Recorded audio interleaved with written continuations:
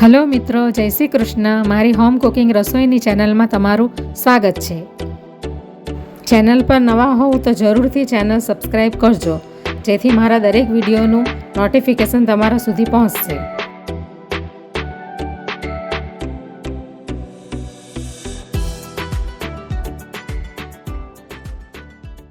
તો આજે હું મગ અને ચોખામાંથી હાંડવાની રેસીપી તૈયાર કરવાની છું. હાંડવાની રેસીપી તો મેં યુટ્યુબ પર 2-3 વાર અપલોડ કરી છે, પણ આજે આપણે મગ અને ચોખામાંથી હાંડવો તૈયાર કરીશું. એના માટે મેં આ એક વાટકી ભરીને મગ લીધા હતા અને પોણી વાટકી મેં ચોખા લીધા હતા અને અડધી વાટકી સિંગદાણાની લીધા છે. એને મેં 2 કલાક પહેલાં ગરમ પાણીમાં પલાળી દીધા હતા. તો હવે એ પલળી ગયા છે. તો હવે આપણે એને મિક્સીમાં પીસી લઈશું અને હાંડવાનું બેટર રેડી કરીશું. આ હાંડવો એકદમ પૌષ્ટિક અને એકદમ પ્રોટીનથી ભરેલો હોય છે.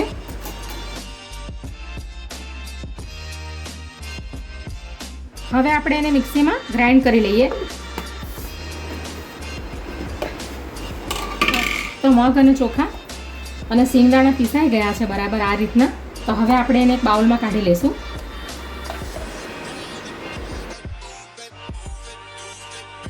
તો આ રીતનું બેટર આપણે એનું પીસી લેવાનું છે. આ રીતનું બધા મગ ચોખાને હવે આપણે પીસી લેશું.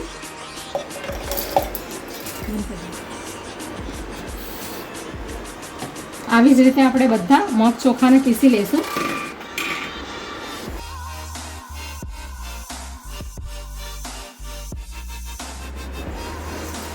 મિક્સીમાં થોડું પાણી નાખીને આપણે આવી રીતે હલાવીને લઈ લઈશું.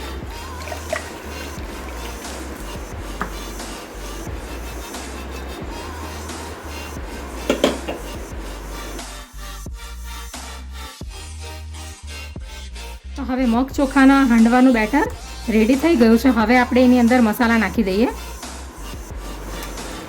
તો સૌથી પહેલાં આપણે એની અંદર આ 2 ચમચી જેટલો ચણાનો લોટ નાખીશું.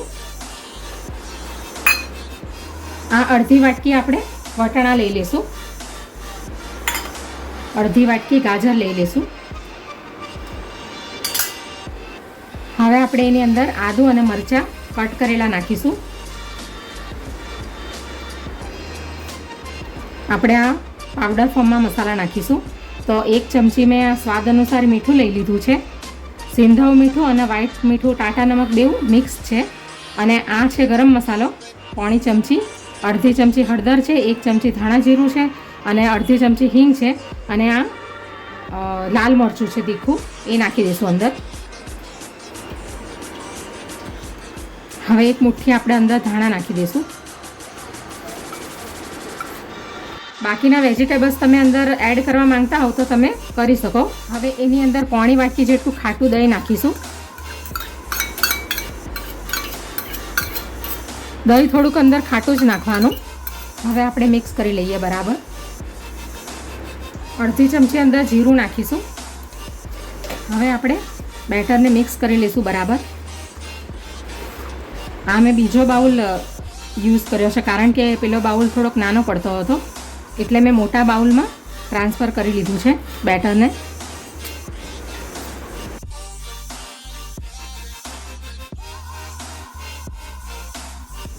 તો બેટર રેડી થઈ ગયું છે. હવે આપણે એની અંદર ખાવાનો સોડા નાખીશું અડધી ચમચી.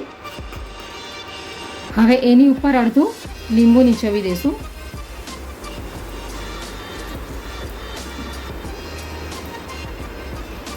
એક ચમચી તેલ નાખીશું.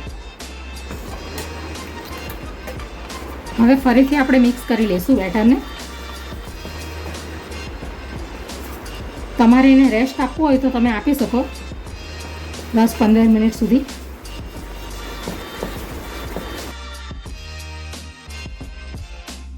તો હવે મગ અને ચોખાના હાંડવાનું બેટર કમ્પ્લીટ થઈ ગયું છે. તો હવે આપણે હાંડવા બનાવવાનું ચાલુ કરીએ. તો હાંડવાને આપણે નોનસ્ટિક કડાઈમાં બનાવીશું. તો ગેસ ઉપર ગરમ કરવા માટે મૂકી દીધી છે. હવે આપણે એની અંદર 1 મોટા ચમચા જેટલું ઓઇલ નાખીશું. તેલ ગરમ થાય એટલે આપણે એની અંદર રાઈ નાખી દઈશું. રાઈ ફૂટે એટલે એની અંદર આપણે અડધી ચમચી જેટલા સફેદ તલ નાખીશું.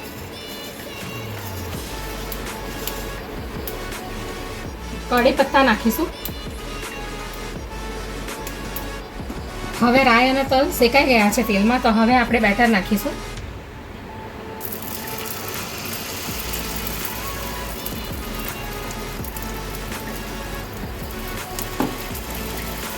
આજે આપણે ફ્લેટ હાંડવો રેડી કરીશું.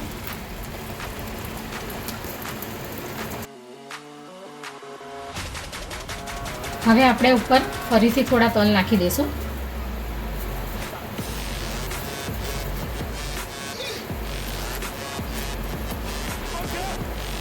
હવે આપણે હાંડવાને કવર કરી લઈશું અને 7 થી 8 મિનિટ સુધી આપણે એને ધીમા તાપે સ્લો ફ્લેમ પર આપણે એને કૂક થવા દઈશું. તો હવે 7 થી 8 મિનિટ થઈ ગઈ છે. તો હવે આપણે હાંડવાને પલટાવી દઈએ.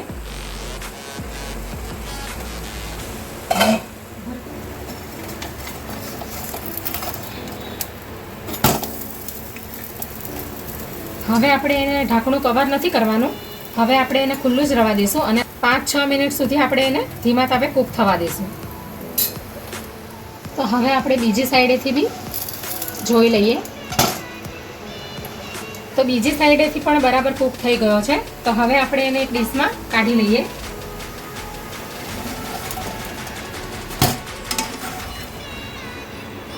તો એક હાંડવો આપણો રેડી થઈ ગયો છે મગ ચોખાનો. તો હવે આપણે આવી રીતે બધા હાંડવાને તૈયાર કરી લઈશું.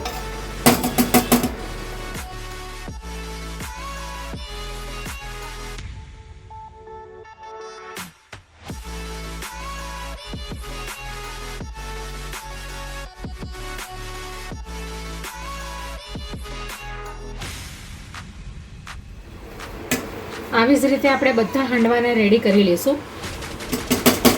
તો હવે મગ ચોખાના હાંડવા રેડી થઈ ગયા છે. તો હવે આપણે એને ડીશમાં સર્વ કરી લઈએ.